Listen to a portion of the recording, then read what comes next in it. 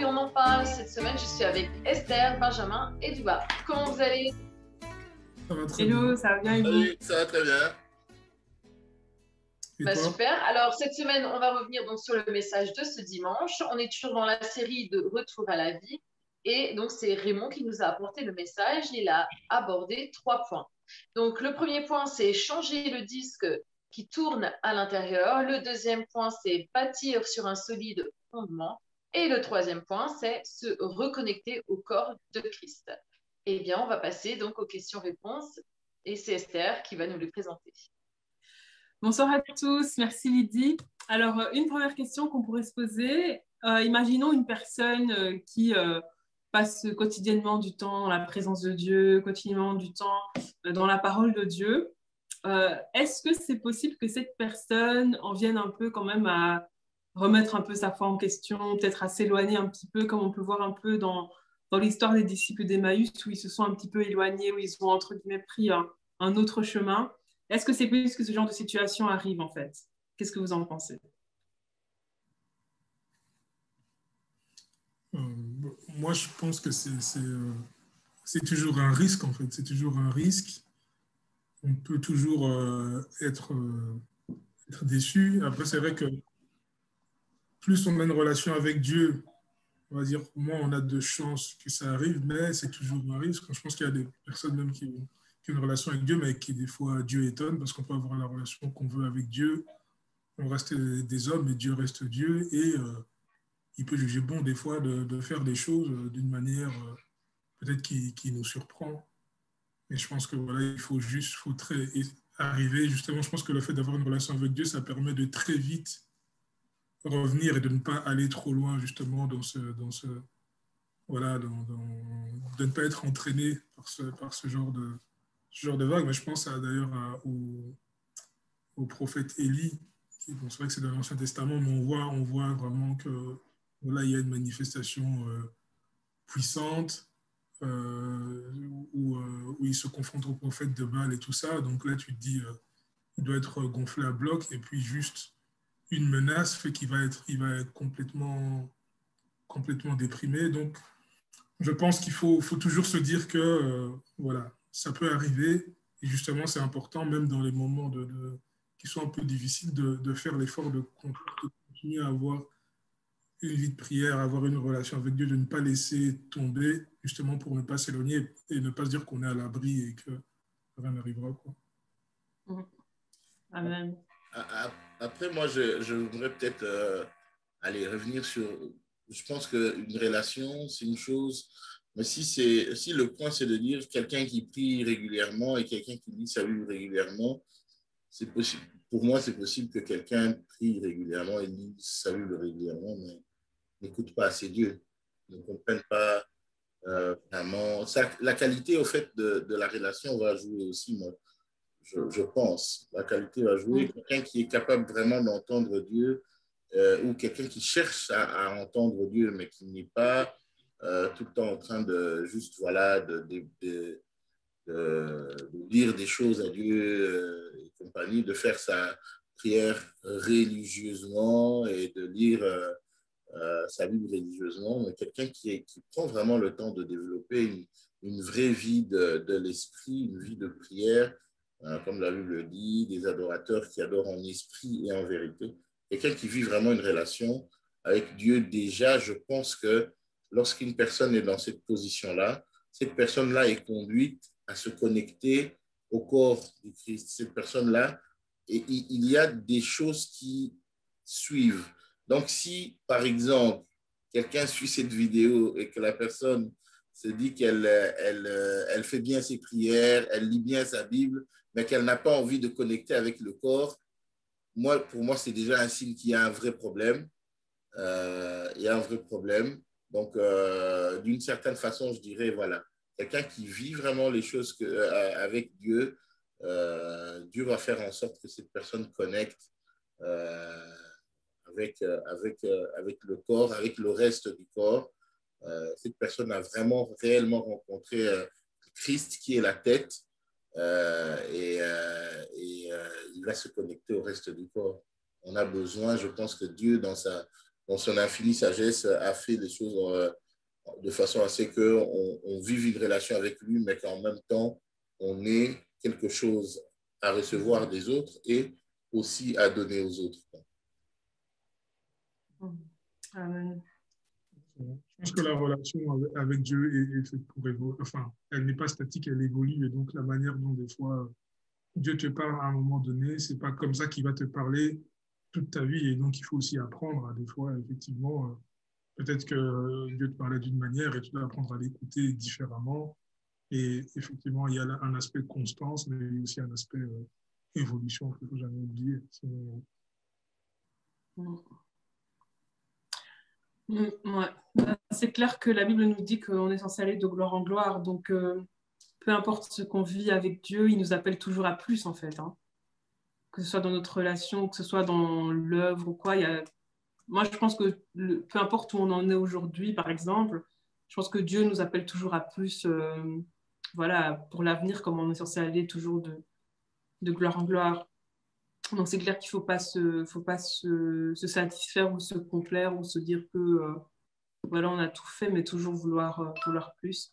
Je ne sais pas si Lydie, tu veux rajouter quelque chose? Non, je pense qu'ils ont été clairs, enfin que vous avez été clairs.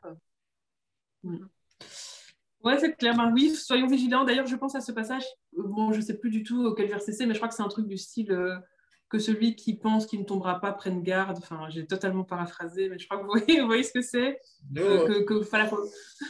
Pardon, celui qui est debout, fasse gaffe. Moi aussi, je paraphrase.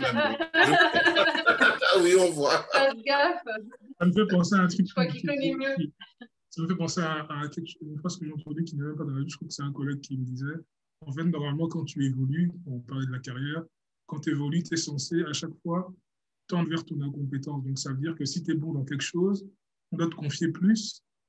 Et donc, ta nouvelle tâche, en fait, tu vas être incompétent et puis tu rattrapes ton incompétence. Et normalement, on doit encore te confier plus et tu dois à chaque fois, en fait, avoir des moments où tu es incompétent pour grandir. Quoi. Donc, si, voilà, peu importe la relation, il doit y avoir des moments où voilà, tu es challengé pour que tu puisses grandir. Sinon, si tu n'es jamais challengé et que tout va toujours bien, c'est que tu voilà, t'es pas en train d'évoluer. Ah ouais. Ouais, non, c'est vrai. Et c'est vrai, je pense que ça permet de garder la soif et le feu pour Dieu, en fait.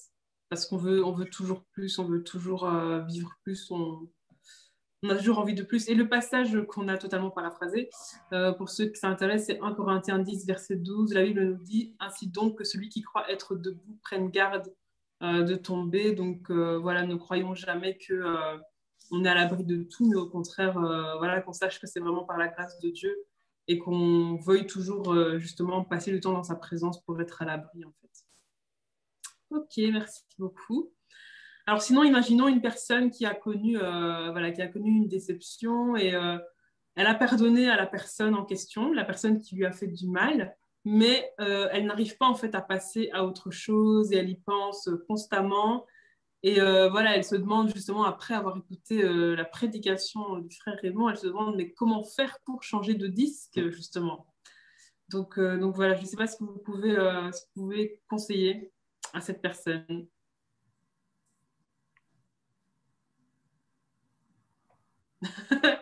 Alors, vous n'avez pas de conseil. Vous n'avez pas de conseil pour cette personne. Super. En fait, déjà, comme on disait tout à l'heure, c'est vrai qu'il faut reconnaître que si cette personne n'arrive pas à passer à autre chose, c'est sûr, elle n'a pas pardonné à la personne, à l'autre personne. Mais je pense que déjà, pardonner, ce n'est pas toujours quelque chose d'évident.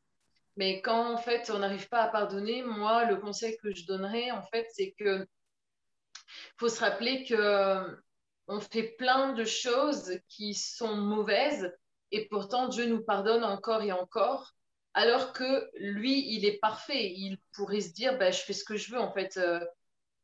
Et pourtant, lui, il n'a rien à se faire pardonner, mais il continue à nous pardonner, à nous aimer, à effacer nos fautes, nos péchés, nos erreurs. Et même parfois, on peut réitérer la même faute, la même erreur encore et encore, et pourtant, il va encore nous pardonner. Et donc, je me dis, si Dieu est tellement miséricordieux envers nous, tellement bon, alors que lui, il est juste, eh bien, nous qui sommes injustes, on pourrait peut-être être euh, un peu plus, enfin, je sais pas comment dire, j'arrive pas à trouver le mot, mais en tout cas, par rapport à l'autre, je trouve qu'on est vachement dur. Vous voyez? C'est-à-dire que je me dis, mais purée, tu peux pas en fait en vouloir à la personne, la condamner, alors que Dieu lui-même te condamne pas, alors que peut-être toi, tu as fait même déjà peut-être souffrir une personne encore plus que elle ne t'a fait souffrir, et ces autres personnes t'ont pardonné. Et je trouve que des fois, on devrait être un peu plus voilà, indulgent, c'est ça que je voulais dire, et puis être un peu plus doux et plus aimant en fait envers les autres, parce qu'il ne faut pas s'oublier que certes, c'est pas facile de pardonner à une autre personne, mais n'oublions pas que nous aussi, on attend d'avoir le pardon de plein d'autres personnes et tout au long de notre vie, parce que des erreurs, on en fait plein. Donc voilà, ce que je donnerais comme conseil, c'est, je pense que comment toi, tu voudrais qu'on réagisse par rapport à toi si tu réfléchis vraiment sur ta vie et que tu es honnête à 100%, à mon avis, tu as fait des trucs où tu t'as rougi, où tu t'es senti mal, et pourtant Dieu t'a pardonné, ou les humains, certaines personnes t'ont pardonné. Alors franchement, bah, toi, tu ne peux pas ne pas pardonner, quoi. Il faut passer à autre chose. Et si tu n'y arrives pas, alors demande de l'aide à Dieu parce que Dieu est capable de tout. C'est Dieu de toute possibilité. Donc, demande à Dieu de t'aider à pardonner.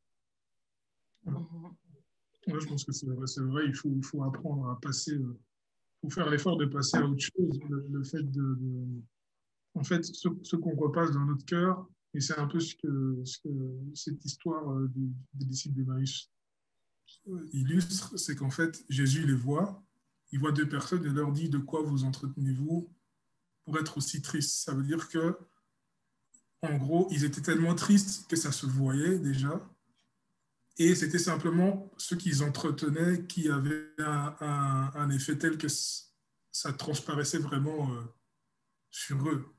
Et donc, en fait, ce qu'on finalement, c'est vrai, tu décides de ne pas pardonner quelqu'un et tout ça, mais ce que tu vas repasser dans ton cœur, c'est sur toi que ça va transparaître. C'est pas sur la personne, c'est sur toi que ça va transparaître. Et donc, il faut être conscient vraiment de l'impact sur nous qu'a ce qu'on va ressasser à chaque fois. Et donc, changer de disque, je ne sais pas, mais moi, en tout cas, quand des fois, par malheur, je sais pas, tu passes dans un supermarché, puis il y a une minute et que tu allumes la radio, il y a le hit de l'été très bête qui passe. Et souvent, c'est une mélodie très bête et elle te reste en tête.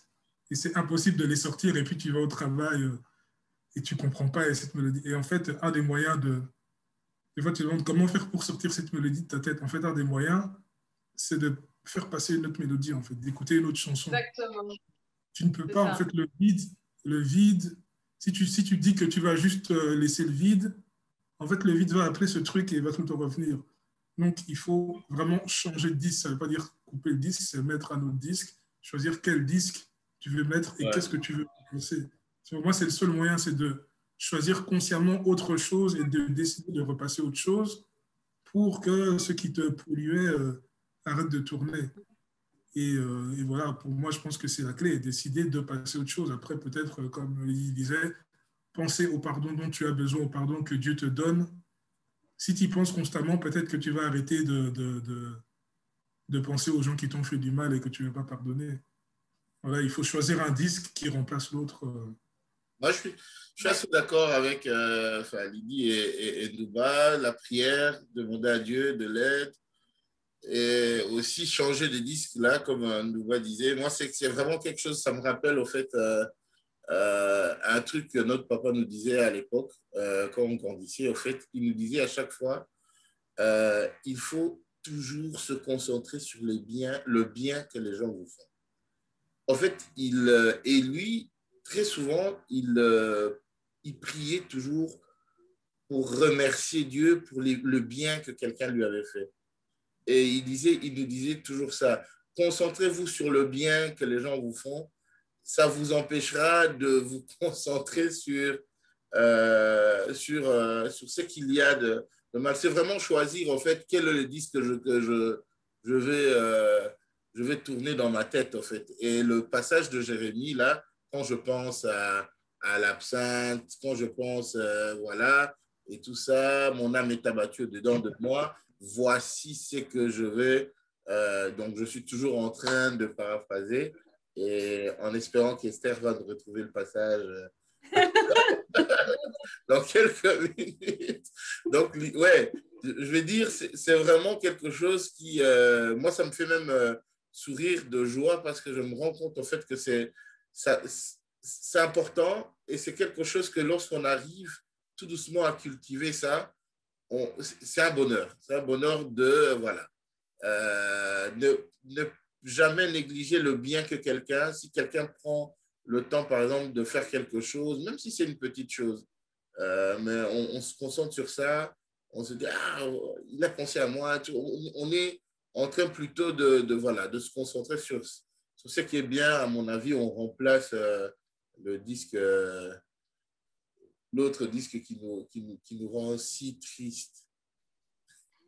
Esther n'a toujours pas trouvé le passage. J'ai trouvé un passage, mais je ne sais pas si c'est ça. Jérémie 23,15. C'est pourquoi ainsi parle l'Éternel des armées sur les prophètes. Voici, je vais les nourrir d'absinthe et je leur ferai boire des eaux empoisonnées, car c'est par les prophètes de Jérusalem que l'impiété s'est répandue dans tout le pays. C'est ça? Non, hein? C'était pas celui-là. Je me disais bien que c'était pas ça. Mais moi, c'est Lamentation, en fait. C'est Lamentation 3, 19. C'est un passage dans Lamentation. Okay. Je suis d'accord avec tout ce que vous avez dit. Ah, pardon, tu veux dire Vas-y, je vais juste citer le passage. Donc, Lamentation 3, 19 à 23. Quand je pense à ma détresse et à ma misère, à l'absinthe et au poison, quand mon âme s'en souvient, elle est abattue au-dedans de moi. Voici ce que je veux repasser en mon cœur, ce qui me donnera de l'espérance. Les bontés de l'Éternel ne sont pas épuisées, ses compassions ne sont pas à leur terme, elles se renouvellent chaque matin. Oh, que ta fidélité est grande. En gros, c'est vraiment Jérémie qui choisit ce qu'il veut que ça tourne en boucle dans sa tête. Amen. Dans son cœur. D'ailleurs, Raymond, il a abordé ce verset dimanche. Ouais, il a parlé que les bontés de l'Éternel se renouvelaient. Ouais. Amen. Moi, je suis d'accord avec tout ce que vous avez dit. Moi, le seul truc que je voulais dire, c'est que des fois, on pense avoir pardonné alors qu'on n'a pas pardonné. Et justement, le fait peut-être que la personne... voilà, que la personne n'arrive pas à passer à autre chose, c'est un signe en fait. Donc des fois, il faut juste être honnête avec soi-même. Parce que moi, par exemple, je sais que j'avais vécu une situation au tout début de ma conversion. C'était une situation qui m'avait fait vraiment trop mal. Et j'étais sûre d'avoir pardonné à la personne en fait. Vraiment, en toute honnêteté, on m'aurait demandé, j'aurais dit, ben oui, j'ai pardonné. Et en fait, je savais que je devais revoir la personne. Et la veille, en fait, ou quelques jours avant, je devais revoir la personne, ah ben, j'ai commencé à me sentir hyper mal. Et c'est là, en fait, que j'ai réalisé, en fait, je n'avais pas pardonné, en fait. Et c'est là que, ben voilà, j'ai vraiment prié, voilà, pour que je pardonne, etc., vraiment. Et je pense que des fois, on se ment à soi-même, en fait. Je pense que des fois, on se ment à soi-même. Et je pense que ça, ce sont des indicateurs, voilà, quand on n'arrive pas à passer à autre chose, quand on voit la personne, on n'est pas très bien, etc. C'est qu'en fait, on n'a pas vraiment pardonné. Donc, il faut être honnête avec soi-même et vraiment vouloir vraiment pardonner à la personne. Parce que bon, si on n'a pas vraiment pardonné, forcément, on n'aura pas les effets du pardon. Donc, il faut vraiment être honnête avec soi-même pour être sûr de vraiment pardonner. Parce que voilà, comme on l'a partagé, c'est nous qui en avons besoin. Ok, très bien, merci beaucoup. Alors, une autre question qu'on peut se poser, imaginons une personne qui, voilà, des fois, sans le vouloir, elle repense à certaines situations du passé et à chaque fois qu'elle repense à ces situations-là du passé, la personne se sent comme envahie d'une tristesse, en fait. Dès qu'elle repense à certaines situations, elle est triste, etc. Voilà, qu'est-ce qu'elle pourrait faire? Bon, moi, j'aurais envie de dire, ben, arrête de penser à ça, mais bon, je vais vous laisser, je vais vous laisser répondre.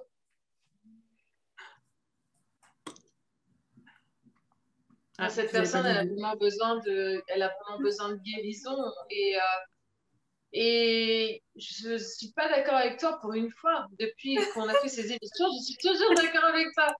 Mais moi, c'est le processus inverse. Même dans mon métier, en fait, c'est l'inverse. En fait, moi, quand je travaille avec les personnes, je leur dis toujours, justement, qu'est-ce qui te fait souffrir? Pourquoi, en fait, ça te fait souffrir? Et justement, on part dans le passé et on décortique chose par chose. Et en fait, on se dit, ah, ok, c'est ça l'élément déclencheur. Ok, et donc, du coup, pourquoi? Ah, c'est ça qui a eu une conséquence. En fait, si ce sujet te fait toujours souffrir, j'ai envie de dire, pense-y une bonne fois pour toutes, décortique, cherche l'origine, la base, la racine de pourquoi, en fait, ça te fait souffrir. Et ensuite, expose ça devant Dieu.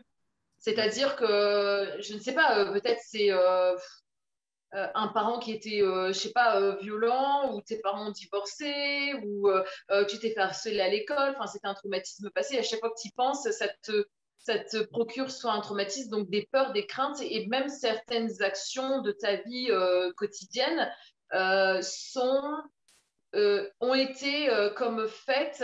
Tu as pris des habitudes par rapport à ton traumatisme passé, mais tu ne t'en rends même pas compte. Mais c'est vrai qu'il y a des fois, il y a certaines personnes qui agissent euh, par rapport à des traumatismes passés, mais sans s'en rendre compte. Alors que s'ils n'avaient pas vécu ça, ils vivraient d'une autre manière. Et donc, je pense que quand tu as détecté c'était quoi le problème, bah justement, pense-y une bonne fois pour toutes, mais, mais expose-le à Dieu et dis, écoute Dieu, j'ai besoin d'une complète guérison, j'ai besoin que tu viennes guérir ça, j'ai besoin que tu m'aides et peut-être même que inconsciemment, consciemment, je n'ai pas pardonné. Aide-moi à pardonner cette période-là. Pardonne-moi aussi moi parce que peut-être pendant tout ce temps-là, j'ai pas, comment dirais-je, je me suis pas aussi remis en question. Peut-être que moi aussi, j'ai eu de la colère par rapport à ça. Et en fait, il faut vraiment régler la chose une bonne fois pour toutes, quoi. Parce que des fois, il y a des choses qu'on n'arrive pas à maîtriser et en fait, ce traumatisme revient. Et des fois, même, il y a des choses, une journée, tu es au travail et d'un seul coup, tu ne sais pas pourquoi, mais tu penses à ça. Mais en fait, c'est tout ton inconscient qui revient. Donc, je pense que c'est important justement de se concentrer et de régler ça une bonne fois pour toutes. Mais Dieu peut nous guérir en fait de tous les traumatismes, de toutes les choses qui se sont passées. Amen. Et ça, c'est le plus important, quoi.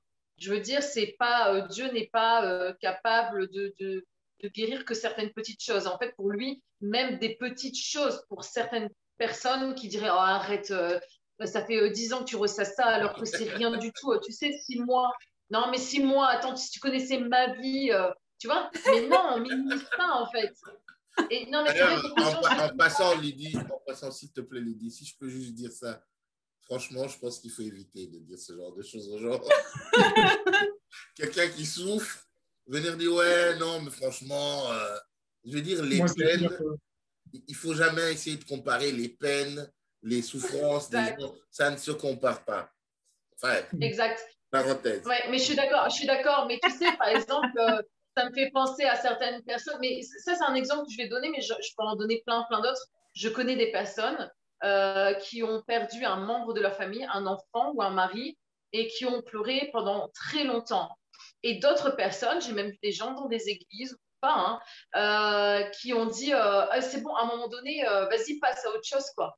Ton deuil, tu vas le faire combien de temps? Mais moi, en fait, ça m'avait choquée. Mais vous savez que cette personne, par exemple, j'en connais plusieurs, mais une personne en particulier qui me vient à l'esprit, cette personne a mis 4 ans pour s'en remettre. Hein.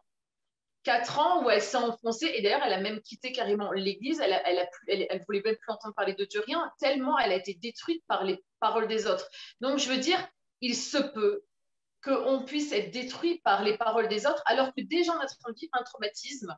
Bon, un deuil, c'est quelque chose quand même de grave, on peut le dire, mais des fois, ça peut être des toutes petites choses, mais les gens minimisent. Mais qu'est-ce que tu en sais de ce que je ressens, de comment moi, c'est quoi mon ressenti, c'est quoi ma réalité? Ma réalité n'est pas ta réalité. Et donc, je pense qu'en fait, on ne peut pas juger ce que l'autre pense, mais par contre, je sais une chose, c'est que Dieu guérit, que ce soit des grands traumatismes, des petits traumatismes, et qu'il faut en fait demander à Dieu de nous guérir. À partir du moment où tu vois qu'il y a quelque chose dans ta vie qui ne va pas, pardon, il faut demander à Dieu de guérir, quoi. Parce que sinon, en fait, ça te bloque, ça peut bloquer ta destinée, ça peut bloquer des choses dans ta vie de tous les jours, ça serait dommage, quoi. Ouais, moi je suis d'accord. Dans la continuité, je pense que ça me fait penser à un point de la prédication. En fait, on voit que les disciples étaient tristes. Et qu'est-ce que Jésus a fait, en fait? Et le point 2, c'était rebâtir les fondements. En fait, ce qu'il a fait, il leur a réexpliqué. En fait, ils étaient tristes parce qu'ils ont vécu une situation. Et Jésus leur a réexpliqué, en fait, toute la situation, de telle sorte à ce qu'ils comprennent. En fait, il n'a pas zappé le problème. Il n'a pas dit, ouais, ce que vous vivez, ça ne veut rien dire. Non. en fait, tu leur as expliqué pour qu'ils voient la situation qu'ils ont vécue autrement. Et en fait, c'est ça qui leur a permis de passer au-dessus. Après, ils vont dire, voilà, notre cœur brûlait quand ils nous parlaient. Ouais. Je pense que, voilà, souvent, on a tendance à dire que, oui, des fois, ça m'arrive aussi de dire, oui, ben bon, arrête de penser à ça. Mais des fois, en fait, penser à ça, mais de manière constructive, on va dire, ça peut permettre de passer au-dessus, de vraiment bien se poser sur la chose, réexpliquer ce qui s'est passé, réexpliquer le fondement. Ça peut permettre de passer au-dessus, je pense aussi, c'est vrai.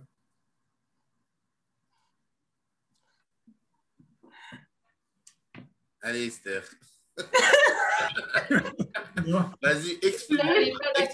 Tu peux t'exprimer. Non, je suis d'accord, mais en fait, j'ai un fou rire. Mais en fait, non, je suis d'accord. Non, franchement, je suis d'accord. Faut pas être insensible, on peut pas hiérarchiser les douleurs, je suis tout à fait d'accord. Mais il y a des gens qui abusent quand même. Il y a des gens qui abusent.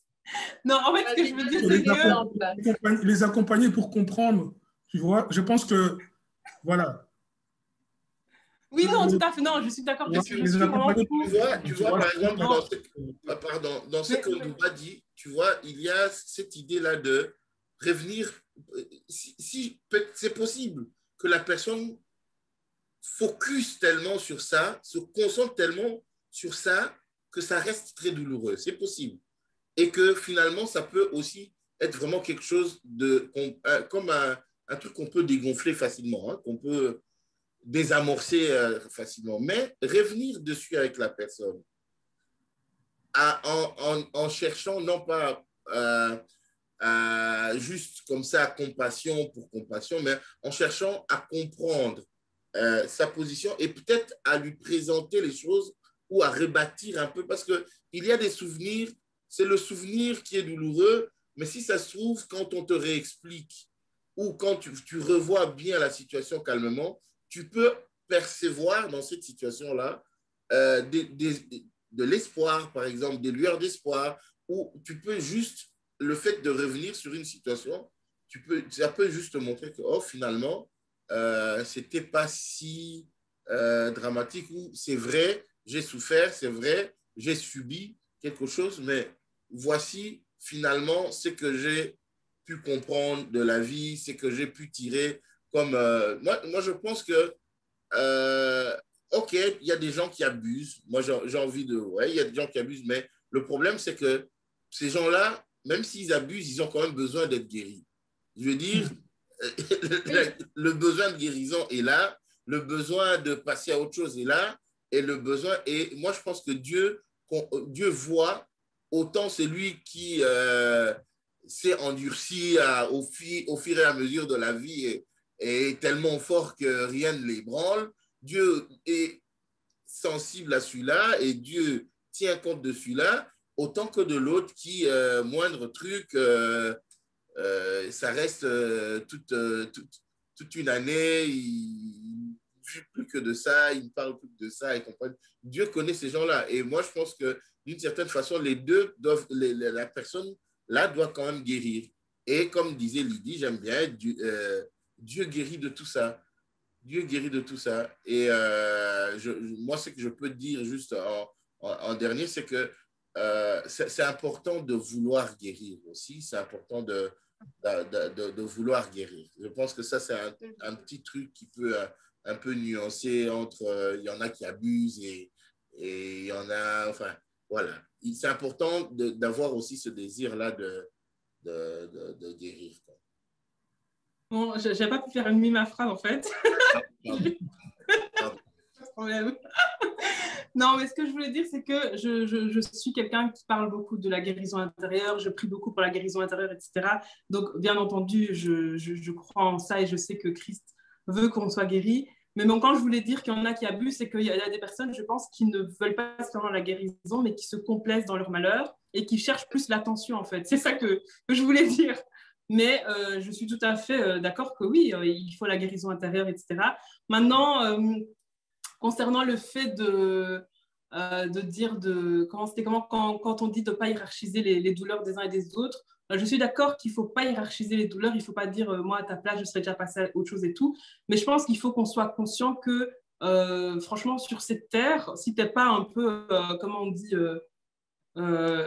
si tu n'as pas un peu de, je sais pas comment dire, si tu es trop sensible, c'est compliqué en fait.